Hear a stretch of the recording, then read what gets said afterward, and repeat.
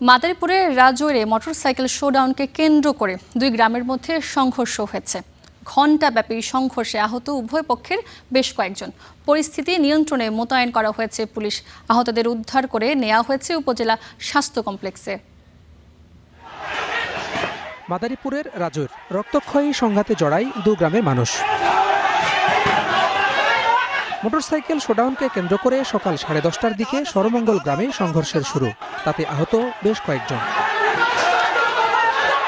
স্থানীয়রা জানান, বুধবার রাতে হৃদয়নন্দী গ্রামে 10-12টি মোটরসাইকেল নিয়ে শোডাউন দেন রিমন খালাসি। এ সময় কথা কাটাকাটি হয় স্থানীয় কুসকু হাওলাদারের সঙ্গে। এর জেরে বৃহস্পতিবার সকালে শুরু হয় সংঘর্ষ।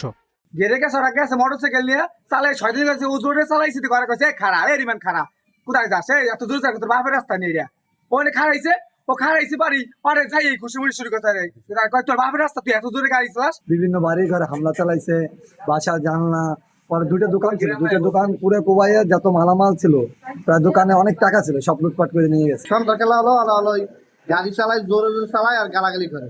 ওই এক লোক এক মহিলা বলে কইছে যে তোরা এই গালাগালি করিস কেন, এই মহিলাদের মারপিট করছে।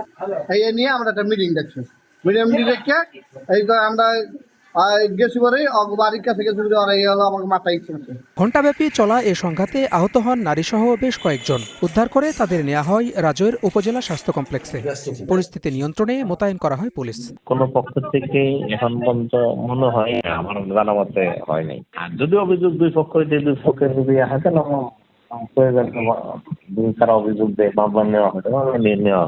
সংঘাতে গুরুতর আহত দুজনকে পাঠানো হয়েছে ফরিদপুর মেডিকেল কলেজ হাসপাতালে। Desk report, star news.